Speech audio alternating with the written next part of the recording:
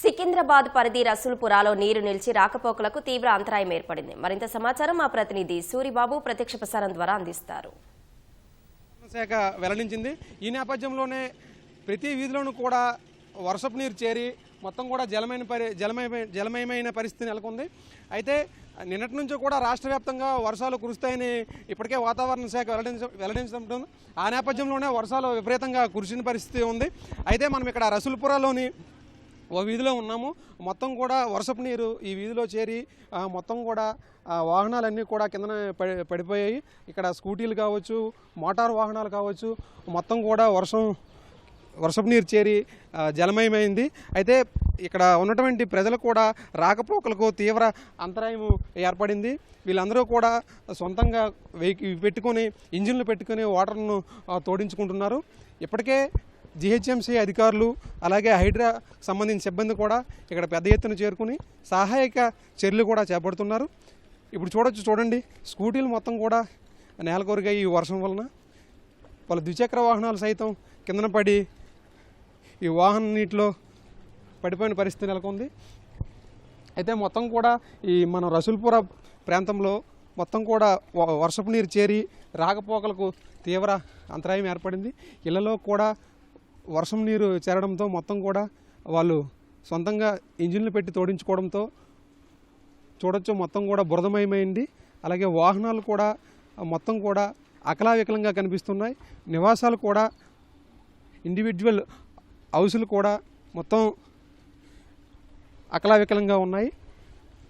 ఈ నేపథ్యంలోనే ఇప్పటికే హైదరాబాద్ నగర ఇన్ఛార్జ్ మంత్రి అయినటువంటి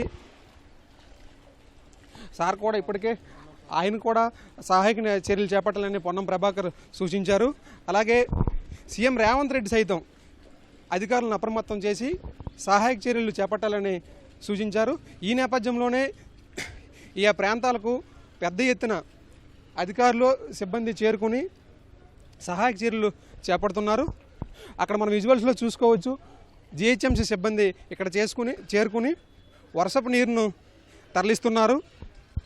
అయితే మొత్తంగా చూసుకుంటే ఈ 8 గంటలు 9 గంటల ప్రాంతంలో ఎక్కువగా పాఠశాలలకు విద్యాలయాలకు విద్యార్థులు వెళ్తూ ఉంటారు.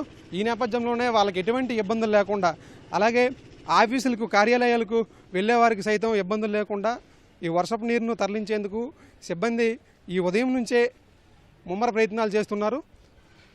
ఈ నగరంలో నిన్న కురిసిన వర్షానికి ఎక్కడికక్కడ వర్షపు నీరు చేరుకుంది.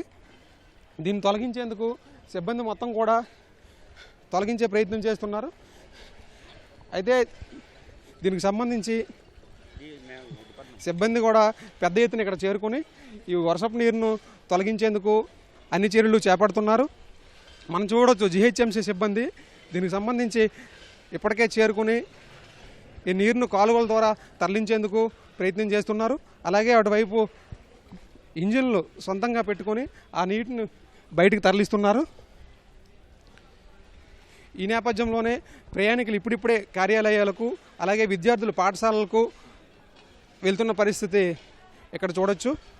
అయితే ఏదేమైనా రాగల 3 రోజులు కూడా ఇదే పరిస్థితి ఉంటుందని వాతావరణ శాఖ హెచ్చరించడంతో నగరంలోని అధికారులను రాష్ట్ర ముఖ్యమంత్రి రేవంత్ రెడ్డి గారు అలర్ట్ చేశారు.